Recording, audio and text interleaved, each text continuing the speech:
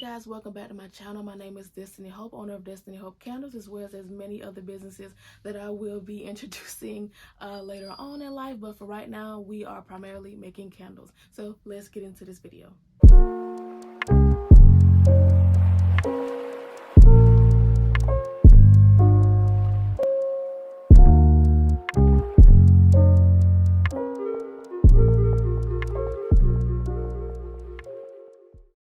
So the first thing that you are going to have to decide upon is going to be your vessel, because this is what's going to be the start of your branding. As you can see, my jar is a clear glass with a bronze lid, and I would say this can be priced price point at an average price to more expensive, and that's where you get into jars such as maybe jelly jars or ceramic jars or even clear glass jars and whatnot. So that is going to be where kind of your price point is going to be starting. The more expensive or the less expensive, and the more known that your jar is. So say if you use an 8-ounce jelly jar, there's just something that most candle makers when they first get in and want to try it out, they usually use these jars because these jars are the most reasonably priced. They require a smaller amount of wax and fragrance oil, and they're just easy to taste with. And also most suppliers sell them, so they are well known, and they are just, you can find them amongst many suppliers and manufacturers, so they are easier to source.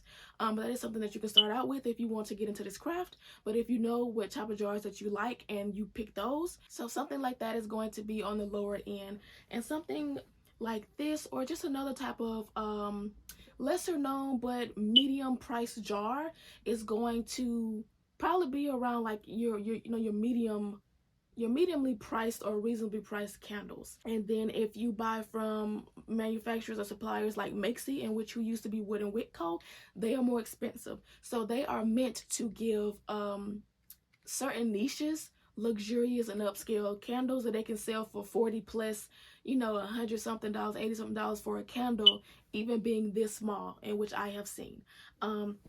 So with that being said, your vessels are going to be the most important thing, as well as your wax, but we're going to get into that.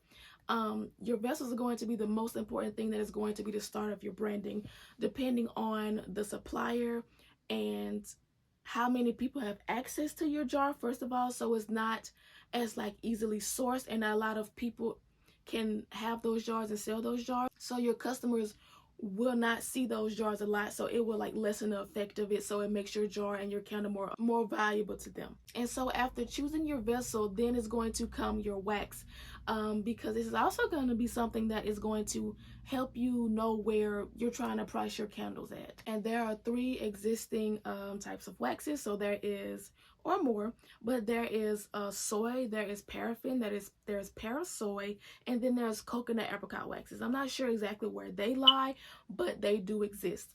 And if you want to go the natural route or sell your candles for more expensive and whatnot, you can go the apricot, the coconut type of wax route, or you can go the soy route, because most people, when soy waxes are most expensive and soy candles are more expensive, and people are actually looking and trying to find candles that they think are natural, even though they are they are man-made, just like anything else. So people believe that they're so natural and whatnot. Yes, they may burn cleaner possibly, but they are also man-made, and they also use amounts of paraffin, no matter how small, or if they use half, because there are parasoy mixes that exist. They use paraffin because soy is man-made, and it cannot be as viscous of a wax or to hold weight or hold shape as a wax should, to be able to hold fragrance oil and just be able to burn as a candle. It's going to have some amount of some content of paraffin in it in order to even be a valuable resource to even make candles. So candle makers do not, especially first-time candle makers, do not buy into the whole soy versus paraffin debate. Watch Black Ty Barnes' video on this, debunking the myths between the two, in which I watched, because I was once brainwashed by that, first coming in thinking that soy was better and whatnot, believing those lies, in which the soy industry created to be able to sell their waxes for a higher price point, in which it worked. So y'all don't go judging people by their wax choices out here, because I love me some paraffin. I don't really like soy. I've tried it before. It just wasn't working out for me. I could not get it to hold a scent at all, so I just switched to paraffin, and I don't regret it. And also, all waxes will soot and smoke if they are not wicked properly, or if you are not using the correct wick series, if you're using too many wicks, and if you're using fragrance oil that does not mix well in your combination, and also if you're using too much fragrance oil as well. So don't believe that paraffin soots more. It may soot more, but if you wick it correctly, you will have no problems. If you wick soy correctly, you will have no problems. If you wick any other wax correctly, you will have no problems. But if you wick it incorrectly, it will have problems. And that is just all candles. All candles can be dangerous, or ugly, or not mixed well together with, depending on your fragrance oil and just your combination of your formula in general. And speaking of your wax, this is going to be where you're going to have to choose your wicks. So wicks are specifically based off of your wax type. So with soy waxes, they prefer more of eco wicks. With paraffin waxes, they prefer, and even parasoy waxes, which is a combination of soy and paraffin wax, can work with CD wicks, CDN wicks, zinc wicks, HTP wicks, wooden wicks, and aroma light wicks, and which are pretty new in the market. Well, from my eyes, I figured them out recently from someone in the comments on my previous video, and thank you guys for mentioning them to me. So those are, I looked those up, and they actually seem pretty decent. So they are self-treatment wicks, just like Premier wicks are, in which I'm going to be trying in my new candle formula. And also with your wicks, they are going to be also based off of your vessel. So if you have a 1 to 3.2-ish wide, in diameter, wide vessel, then you are going to need 1 wick. If your vessel is 3.2 inches or wider to around like 4, maybe 4.5, then it's going to need 2 wicks. And if your vessel is around 4.5, possibly starting at 5 to 6 inches, then you're going to need 3 wicks. And if it's 6 inches and above, you're going to need 4 wicks. There are some big enough wicks that can give you a full melt pool, so you only have to use a single wick. But honestly, I would suggest, you will most likely get a better burn profile and melt pool if you use double wicks, and which is why I'm going to be double wicking my candles in my next formula, because I'm going to be changing my formula over. And I'm going to be changing my wicks, my wax, as well as how many wicks I am using. If your vessel does need multiple wicks, I would not be afraid of that, because double the wicks, or like just triple the amount of wicks that you have, are going to just increase the burn profile, and it's going to release more fragrance to the air. And also, people, like, say if this is single wick, people would be like, oh, I'm not paying, even though it's handmade items, so it's going to be more expensive. So they're not, oh, I'm not going to pay $20 or $30 for a single wick candle. But if I put 3 wicks in this thing, they're going to be thinking it's worth $30 or $40, which is crazy to me. I've got some feedback on that, and it was like, oh, I asked, would you pay this much for a candle? Even though they were the wrong crowd to ask, because they weren't the homemade, handmade, crafting type of people. They were the people who would buy candles from Walmart, or buy $40 candle from like a actual, like, reasonably priced store, or not like a cheaper store like Walmart. They bought candles from like other places, other name brand places, of course, but they weren't the handmade. They don't see the value of handmade items and whatnot. And we have to price us extremely high to pay ourselves to grow in the future, and also just because we have to pay a lot more in cost of goods just to create one product and be able to sell it. And also, it means a lot more, and it's more valuable because it is made by a person's hands rather than a machine, or just being able to make, like a company that can make millions and trillions of them and just give them out and sell them for like $10. It's just more valuable to people, and just gives people like, I like this, it's handmade, there's something different about it, and what, it's just like a specialty item. Okay, so next is going to be fragrance oil, in which you will have to test for these fragrance oil. So we've went from vessels to wax to wicks to now fragrance oil. So these are going to be the main 4 components that you are going to need in order to create your candle and your final product. And be sure not to use essential oils in candles. People like to do that, I believe, because they believe it's more natural and things of that nature. But fragrance oils already have essential oils in them for the most part, and also it's just not fragrance, it's just not candle safe. So if you want to, make sure you test it, and if it says it on the supplier's website that, oh, it's candle safe, then try it out and make sure you test it first. But for the most part, fragrance oils are specifically tailored and manufactured to work in waxes and candles to be burned, and you're putting you know, a flame onto like an essential oil that I don't think is actually created or formulated to handle like, you know, a burn profile and flames and, you know, waxes and whatnot. And then next we are going to get into candle dyes. So if you are a person who wants to, you know, dye your candles certain colors, there are certain things that is called liquid dyes and dye chips in order to dye your candles and whatnot. Make sure you don't use too much. You only need like a little bit, but that is going to be where testing comes into play. Shameless plug, I just created and released on my educational well, my candle makers educational website. I just created a candle testing sheet. Is over there, I believe, for $8, but it's going to help you document your whole candle making process and your whole testing process, in which, just in case and in the future, you know, for legal purposes and whatnot, you want to have these sheets available on you, and you want to have this research on you to tell that I did extensive and detailed testing, so any type of accidents that the customers may have cannot go back on you, because I did extensive research and testing on these candles and they are safe and proper to burn and use. So it had to be the user error of the customer who bought the candle. And we can't forget our candle labels, of course. So don't judge my label. This is just a trial and error label, because these were how my labels looked before. So I thought I needed to change sizes, but I actually didn't. As you can see, I measured some tape and tried to see, but actually the size was correct. As you can see, it's actually perfect. But my font and my design, because I had no idea how it was going to actually look, because I can't print these out myself, in which I did here. And whatnot, I couldn't print these out by myself, so I just got Avery to print them, and I was just gonna go along with them because I couldn't, you know, just get some test sheets in. And as you can see, like this, like that is kind of, you know, good, but for the most part, you can't see much of anything else. So I just used some little blank sheets that I had, and I widened my design and my text and whatnot. And I also changed my font because the final product, I kind of don't like it. But I changed it, as you can see. So I used some paper from Online Labels, or was it Sheet Labels, of where I got that from, because they actually give you free samples for whatever material that you want to use. They give out like a whole free, I believe, 2 sheets of per material. So I used that actually to print this out for me. So I just put some ink in my printer, and I printed these out that look like this, so I could see actually how wide it is. And I think I did really good.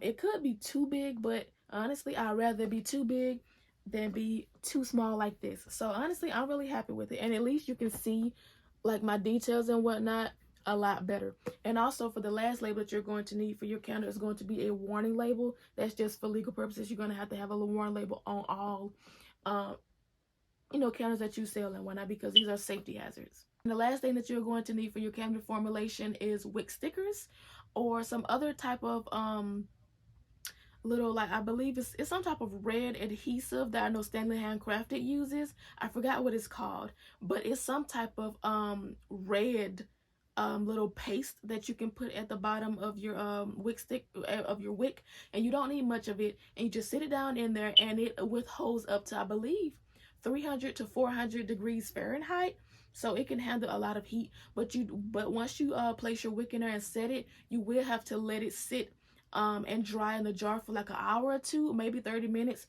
or to up to 2 hours, in order to make sure that it is cemented in that jar. But with that being the case, using something like that, if you want to be able to reuse your jars or recycle them, then your best bet is going to be either using a glue gun, in which that's kind of finicky because it's not, you know, made to handle a specific amount of heat, and you know, heat guns aren't that sticky anyway. So I believe a good medium, if you really want to have a secure wick, but you also want to be able to reuse and clean out your jars efficiently and properly, then I believe wick stickers are going to be the best for you. Okay, so now that we are done with your candle materials, we're going to get into candle supplies and equipment. As we were talking about wicks, you are going to need some type of wick holder and some type of wick guide in order to center your wicks. And I'm going to leave a link in the description of a place called Northern Candle Supply. They sell specific custom wick centering tools, in which I just purchased when I'm going to be doing a haul over, you know, my new business supplies and whatnot, since I'm going to be rebranding my business and whatnot. They sell specifically made for almost every jar on the market and whatnot. So I purchased one, and since I'm going to be double wicking this, I purchased a double wick centering tool for my candle, and which is going to take up to 4 weeks to design and get here. But yeah, I purchased that, and I'm going to link the link in the description down below. To be in more detail about your wick holders, it's just something that you're going to need to place, you know, before you trim it, because your wick is going to be at least 6 inches tall. So as you place it in there, you're waiting for the wax to set it, so it's still liquefied. You're going to need something to keep this wick centered and stabilized, so it doesn't lean to, you know, the side, or doesn't drown, or doesn't bust your jar because it's, you know, too much heat is on one side of the jar. And speaking of trimming your wicks, you are going to also need some type of wick trimmers, some type of scissors, or even wire cutters that are going to be able to fit down in your jar and trim that wick. So that's why some people cannot use scissors. Some people do, and some people can, but some people can't use scissors because you're just going to be angling it a weird way. So your wicks are going to be cut at an angle. You're not really going to be able to get in there, as you can see, because my jar has like a real dip in it, and most jars, your wicks aren't going to be up to like the lid. It's going to be down, you know, in the jar a bit, even if it's not like, you know, in like mine is. If it's just straight out, you're not going to be able to get down there for the most part with scissors. So you're gonna need some type of wick trimmers or even wire cutters, because even with wire cutters, it's probably going to be a bit more angled, but at least you're going to have a lot more precision when cutting, and it's also like a smaller tool, so you probably won't dig in your wax, because with scissors you have a higher chance of digging into your wax. Next, you are going to need a heat gun for, you know, any mess ups that you're going to need. You're just going to need a heat gun in general, just to clean any you know, dried up wax, to, you know, get it remelted. And just in general, you're just always going to need some type of heating source or heat gun to either remelt the top of your wax and whatnot when you're testing and you want to, you know, reset the wax levels. If you did nick your wax and whatnot tops, just because you use you know, wick trimmers and whatnot, or some type of scissors that actually poke into the wax, you can clean that up. Or if you just have really bad sinkholes, because some waxes can cause sinkholes, you can just use that and actually use a skewer, or use your thermometer, which I'm going to talk about next. But if you use a stick thermometer or just some type of little pointy tool, and if you have, this is for if you have a sinkhole, so this is a tip for that, you're going to take something of that type of, you know, stick and like little skinny length, and you're going to just poke it down in there and see where your crevices are, and then you're going to reheat it and let that wax from the top melt down into the bottom and then level itself back out. That is what heat guns are used for, and heat guns can really save the day when you are making candles. Then, like I said, you are going to need some type of thermometer. So personally, I started off with a stick thermometer, but with those things, it's good for, you know, being a hobbyist to just not starting. But I had to get me a laser thermometer and whatnot, in which I love it so much.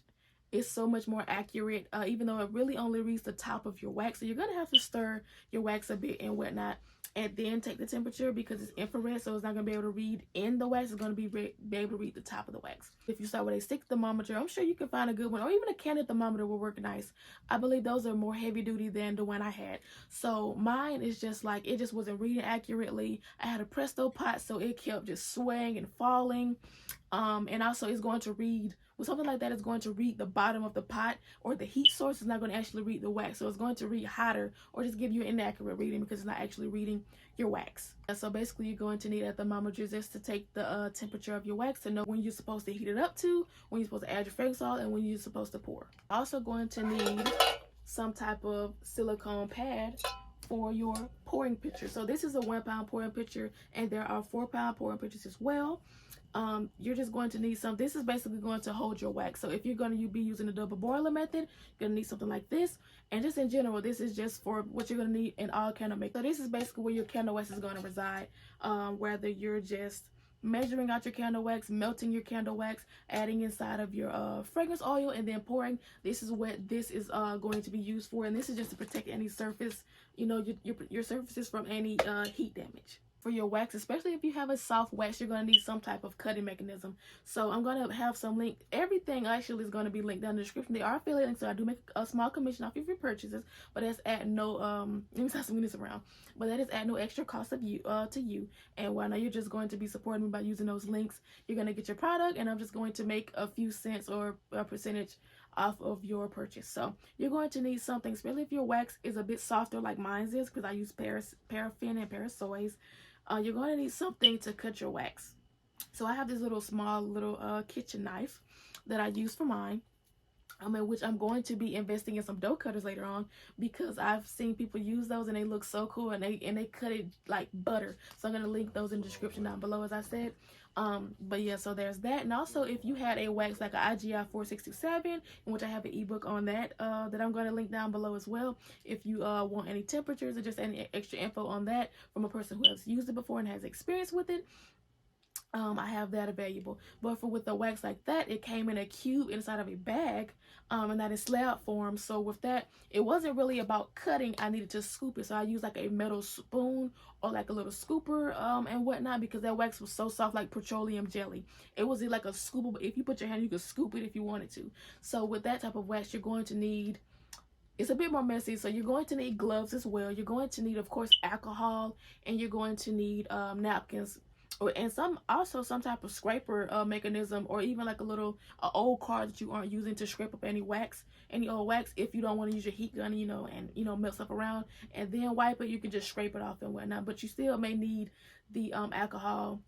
Well, you're going to need the alcohol and the napkins for cleaning out your materials and supplies and whatnot, because your scents and fragrance are going to still be in that. So you're going to clean out any residual wax and fragrance oil from your products and supplies and whatnot by mainly using alcohol, heating it up with a heat gun if you need to, if the wax is already solidified. Speaking of fragrance oils, you are going to need a scale in order to measure your materials and supplies and whatnot. And with having a scale and measuring fragrance oils, since we're talking about fragrance oils right now, something that is going to be helpful to you is actually having some scent strips. So I haven't invested in any yet, but I'm going to, because I found that the scent on the inside of the bottle, as you're smelling it and reviewing it and whatnot, if you have a sample size or it's a new scent that you want to try, there's like some little strips that you can dip down in the side of the fragrance oil, take it out, and then wave it in the air, so you can actually smell it in the air instead of in the bottle, because it's going to smell different in the actual like air. And lastly, some bonus things are going to be about shipping and just some other things in general. So some bonuses is that having a Presto pot, either with a spout, without a spout, and having a ladle, or just a full-blown max wax melter or digiball, and all just to melt down your wax. So you can do that instead of using the double boiling method, in which is using your stove and a pot of water and having your wax inside of your pouring pitcher and then sitting inside and waiting. It's already a dedicated heat source that your wax can be stored in, and you can continue to reheat. And if you don't need it anymore, turn it off, then turn it back on. You can keep it in there and whatnot. Make sure you clean it out, of course, but for the most part, your wax can sit in there and be reheated and solidified and reheated for a long time, honestly, before it needs to be cleaned out. Something also that can be helpful is of course aprons and gloves and whatnot, especially if you're using a paraffin wax or even a stickier wax in general, like an IGI 4627.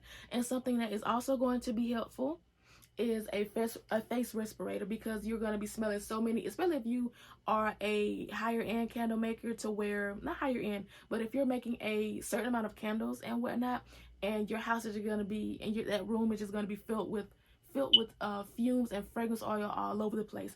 So in order for you to prevent getting headaches, your allergies messing with your sinus, or anything like that, just being bothered, or even just honestly getting annoyed by the scent because you're smelling it so much, face respirators would definitely help that out, with filters, of course. Next, you're of course going to need a printer, and with that, you're going to need ink. So what I suggest, if you have a regular inkjet or even a laser printer, if you have a regular printer that takes regular ink cartridges, I suggest going on Amazon. Well, I'm link down in the description.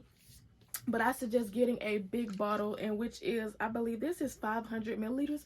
This is 500 milliliters of black ink. So I haven't got any color ink yet, because I didn't even know they did that. But y'all, this ink works so good. So what this one is, this is for, I believe, HP printers.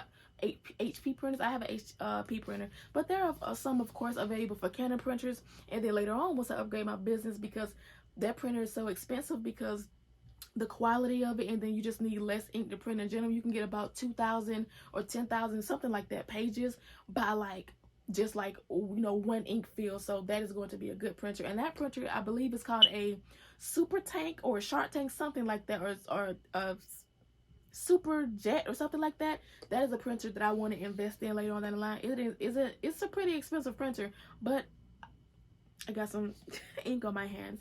But I think I know why, because that printer, like the quality and just the amount of wax that it does not need for you to print and whatnot, and how often you have to refill it, it makes it very well worth it and rewarding.